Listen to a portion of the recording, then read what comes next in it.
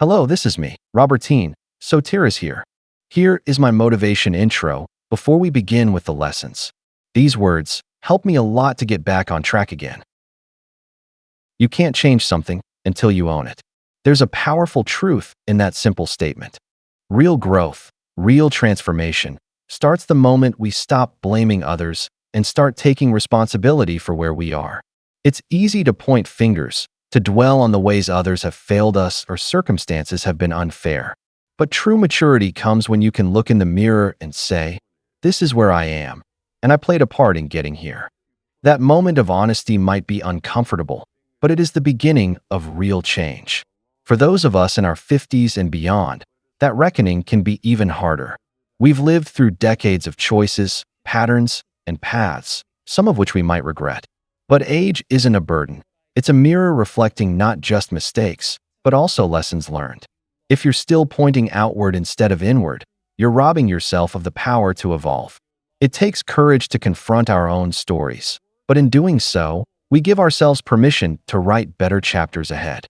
What keeps us moving forward, especially through the valleys of life, is love for the things we've done, the people we've impacted, and the passion that's fueled our journey.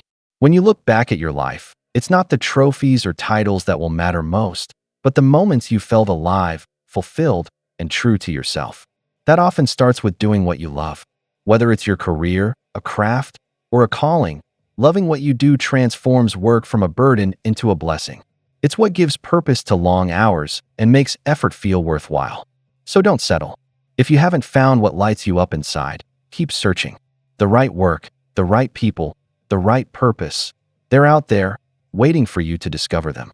And when you do, give them everything you've got. Because the only way to do great work is to love what you do. And the only way to love your life is to build it with intention, honesty, and heart.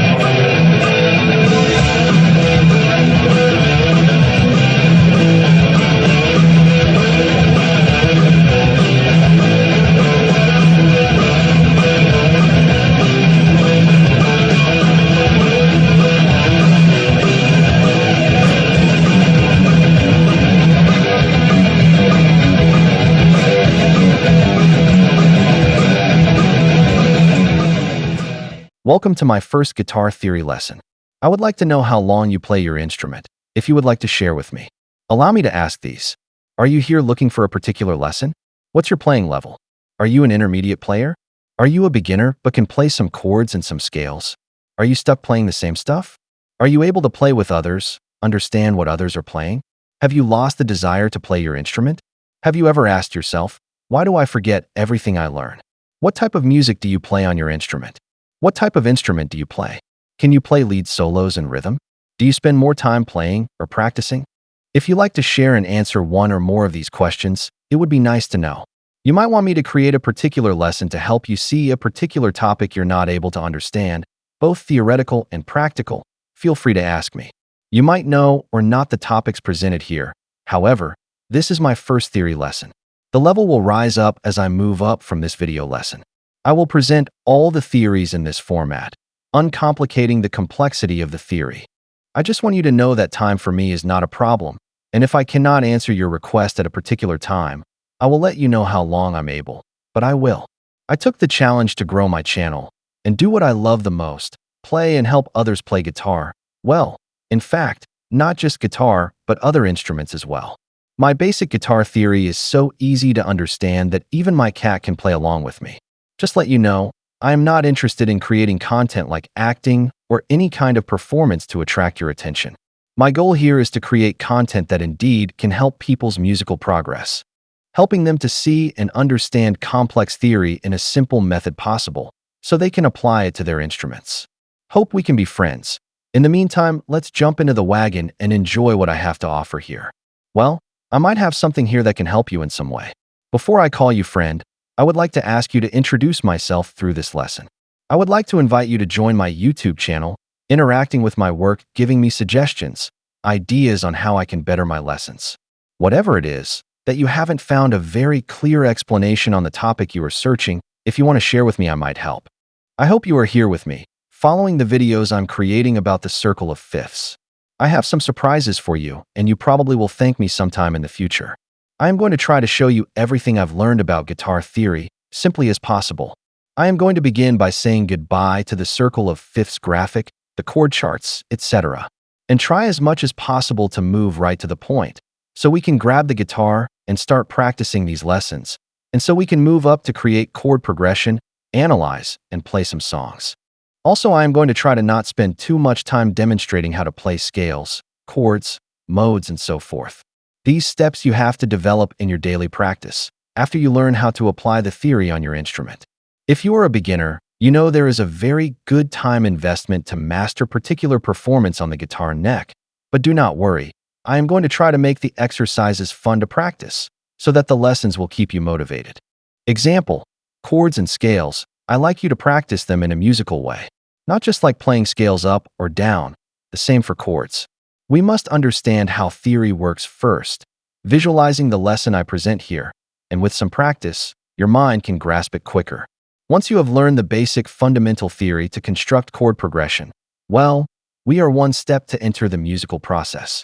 It means, create music, play music. So, I ask you to have some patience till we surpass the basic steps of this lesson here. I will give you the theory behind each topic and exercises for you to visualize the theory on the guitar fretboard. Let's begin. How to visualize theory on the instrument. Step 1. How to memorize the 12 diatonic tone sequence. The sequence is in fourths, not fifths. And there's a way to quickly visualize this sequence without mnemonic thinking in the circle of fifths graphic. I could tell you this before I spend so much time working on that graphic to come here on this lesson and tell you that. So, I don't need to waste any more time with this circle thing spread all over the internet. Nonsense in my experience. Only a form to entertain those desperate to find some magic lesson to play instruments without any effort. Let's get the guitar and do some real magic here. Let me show the entire sequence of the 12 tones in fourths. Then I am going to show you how to memorize each tone on the guitar strings. This exercise is so effective that once you do some practice on the guitar, it will enter your mind very fast. And every time you don't have the guitar in your hands, for example, when you go for a walk, jog, or even at work, you can practice saying this sequence in your mind. I will show here exactly how I've learned it. Let's see. E, A, D, G, C, F, B flat, E flat, A flat, D flat, G flat, B, E, A, D, G, C, F, A sharp, D sharp, G sharp, C sharp, F sharp, B. And that is the 12 diatonic tones, order of flats, and sharps in this particular pattern. As I mentioned in the Part 1 video lesson, the order of flats and the order of sharps are the same. The best way to determine the number of sharps in a key is to start with this sequence. E4, A3, D2, G1, C0, F1. This particular pattern is the GPS of the 12 tones. Each note played on these strings, fourth string, third string, second string, and first string. The string gives the number of sharps in the key. For example, E, fourth string, 4 sharps. A, third string, 3 sharps.